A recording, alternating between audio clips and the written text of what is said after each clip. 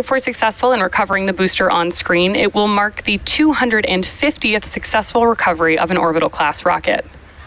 And lastly, the large truss structure that you see there just to the right of Falcon 9 is the Transporter Erector, or TE for short. You may also hear the callouts on the net refer to that as the strongback. We use the TE both to roll the rocket out to the pad and raise it to its vertical launch position. The TE also routes the vehicle's fluids, power... Tanks are pressing for strongback retract. There we go, we're pressing up for strongback retract, which again routes the vehicle's fluids, power, and telemetry umbilicals from the ground systems to the rocket and satellites until Falcon 9 transitions to internal power. At liftoff, it will retract in order to clear the way for Falcon 9's ascent. Those clamp arms are just at the base of the fairing, and we should start to see them open up in about 20 seconds.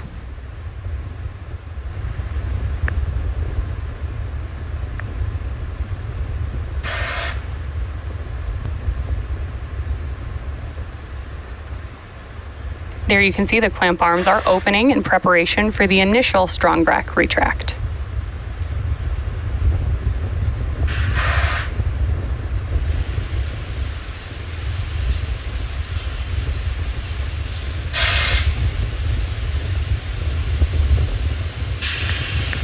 Now that those clamp arms are fully opened, and you've got that great view of the TE pulling away from Falcon 9. Right now, the first stage is connected to a launch mount at the base of the TE, but the structure is hinged, which is what allows that retraction that we just saw. At T-0, the ground hydraulic systems will pull the TE even further away from Falcon 9 as it lifts off and clears the launch pad. At this point in the countdown, both the first and second stages are nearly fully loaded with 1 million pounds of kerosene fuel and liquid oxygen.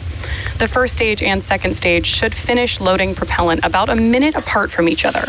The first stage will finish up at T-3 minutes and the second stage at T-2. Now those white clouds that you see around the vehicle are formed as the chilled gas above the LOX tank vents overboard to maintain pressure as needed.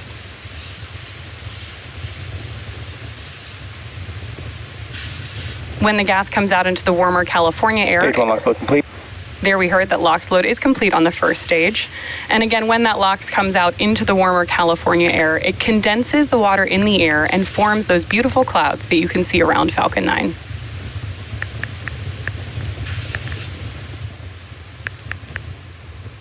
We are just over 30 seconds away from completion of LOX loading on stage 2. And at T-60 seconds, Falcon 9 will enter startup mode. This means that the rocket's autonomous internal flight computers will take over the launch countdown. Just inside of T-2 seconds, we will light the Merlin 1D engines for liftoff.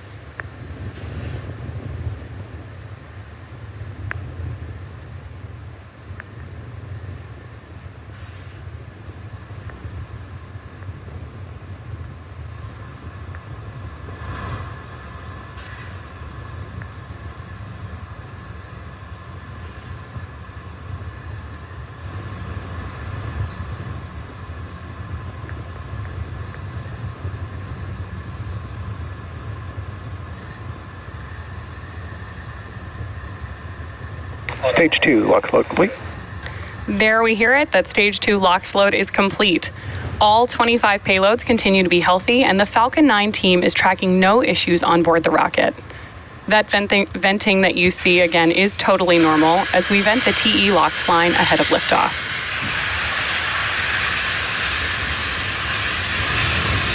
And as a reminder, at the request of some of our customers, we won't be showing any views of our payloads today. Live coverage will end after first stage landing and a successful shutdown of our MVAC engine's first burn.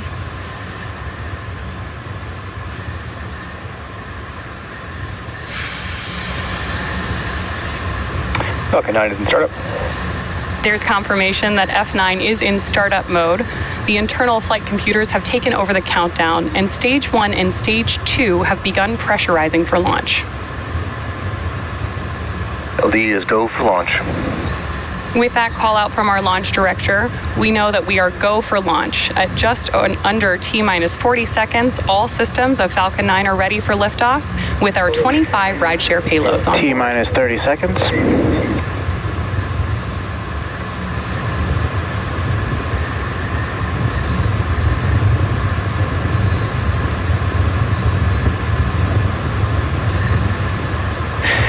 T-minus 15 seconds. T-minus 10, 9, 8, 7, 6, 5, 4, 3, 2, 1. Ignition. And go COREA 425. Go SpaceX.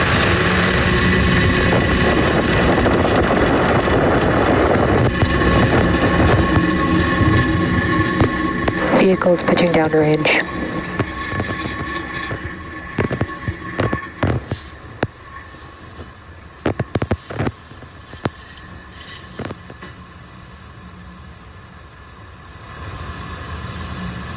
It is a beautiful day for launch, and Falcon 9 has successfully lifted off from Vandenberg Space Force Base with payloads for 6 of our rideshare customers on board: COREA, Space BD, SITAEL, D-Orbit, York Space Systems, and PlanetIQ. Now, during ascent, we tilt the engines. The technical term for this is gimbaling, and that turns the rocket horizontally in what we call a gravity turn. We're still going up, but now we are also heading horizontally away from the launch pad. Max Q. There's the call out from Max Q. So moments ago, we throttled engines down in preparation for Max Q. Nominal.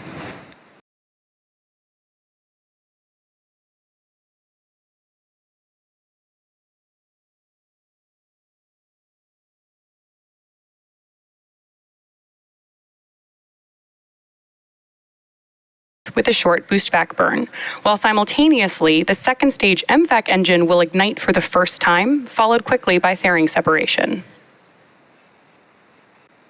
MECO. Stage separation confirmed. Confirmation of MECO and stage sep. MVAC ignition. Good call outs that we've had Stage SES1 boost back startup. and boost back burn startup.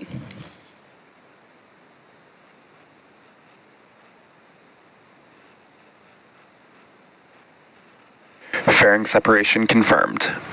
So we've heard those call outs for those 6 events that happened back to back and got great views of several of them. That was MECO, stage sep, S1 flip, SES1, boost back burn start, and fairing separation.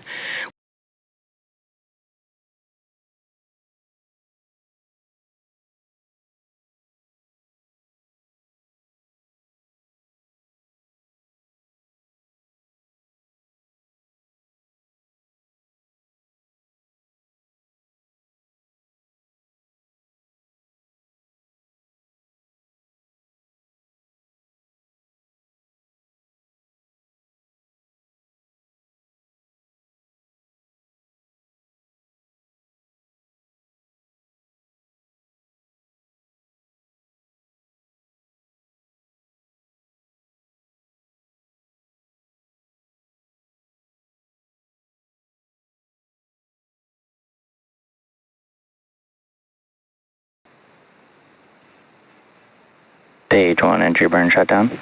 Confirmation of entry burn end. The Merlins on board the first stage are optimized for sea level.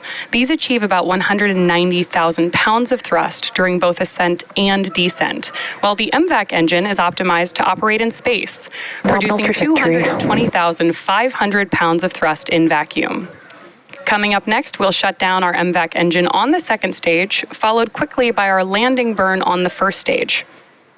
And as a reminder, we are targeting a land landing at landing zone 4 at Vandenberg Space Force Base today, which is just west of our launch pad. Stage 1 transonic. Stage 2 FTS has safed.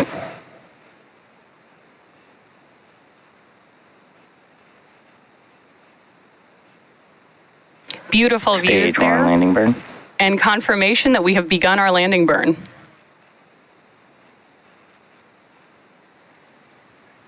We're now waiting for Falcon to land back at landing zone 4.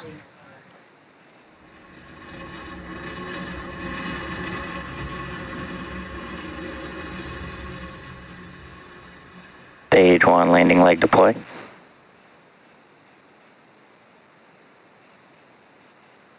And there you have it.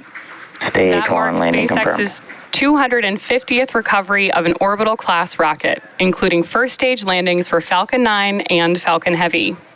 While the mission isn't over just yet, as a reminder, we won't be showing any second stage views today, and therefore we're going to end our coverage here. All of us at SpaceX want to give a big thank you to our customers, including COREA, Space BD, SITAEL, D-Orbit, York Space Systems, and PlanetIQ for entrusting us with today's mission. For those of you interested in learning more about today's payloads and deployments, please head over to our customers' websites for more information. We also want to give a shout out to the Range and Federal Aviation Administration for supporting today's launch. Thanks to all our viewers for tuning in and for your continued support. We'll see you again soon.